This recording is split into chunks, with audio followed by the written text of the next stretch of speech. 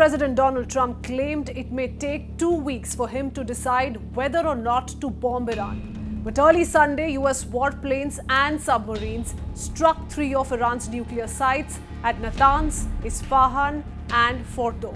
A short time ago, the U.S. military carried out massive precision strikes on the 3 key nuclear facilities in the Iranian regime: Fordow, Natanz, and Isfahan.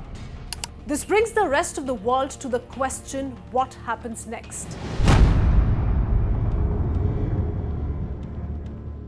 The answer partly lies in whether Iran's nuclear sites are now out of use.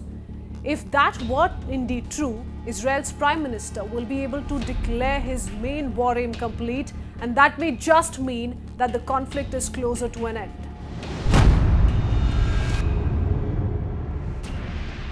The big but, though, comes with Iran warning US of everlasting consequences of military strikes carried out on its nuclear facilities.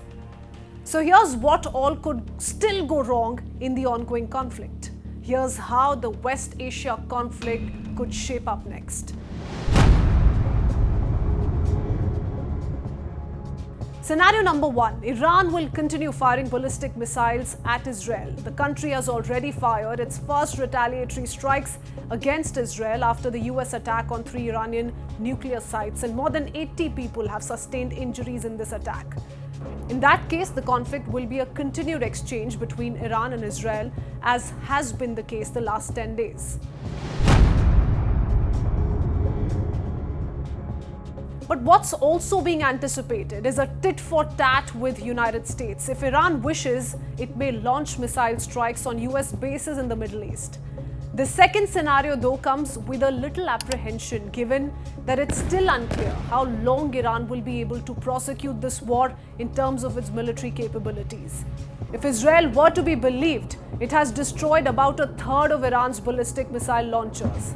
This could mean a very limited ability for Iran to fight back.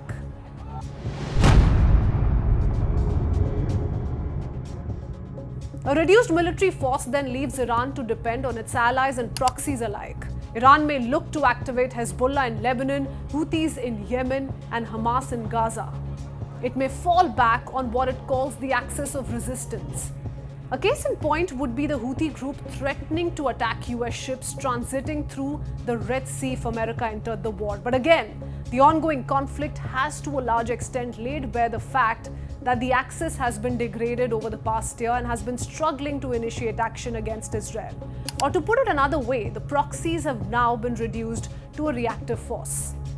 Speaking of allies, though, China and Russia's stand could decide to what extent this conflict escalates next. This brings us to the fourth scenario. Both China and Russia have condemned Israel's strikes. They have warned US against a military intervention, but haven't been willing to escalate the confrontation by providing direct military support to Iran. In fact, the two haven't so far shown interest in engaging in a standoff with Israel and US. But that could change if the conflict widens and Washington openly pursues a regime change strategy in Tehran. Why? Because both China and Russia have major political and security interests in Iran's stability.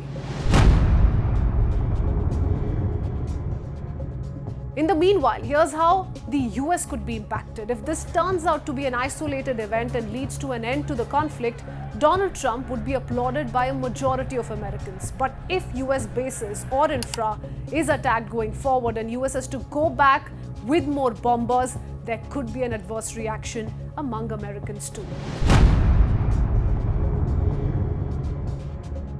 And lastly, overall, the latest stage of the conflict may lead to a global crude supply crisis, as Iran has already threatened to close the Strait of Hormuz, which is the world's most strategic oil transit route.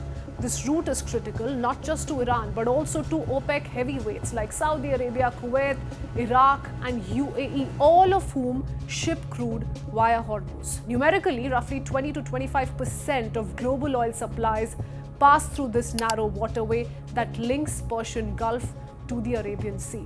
Which way this conflict turns is a bit of wait and watch, with all eyes on stakeholders concerned.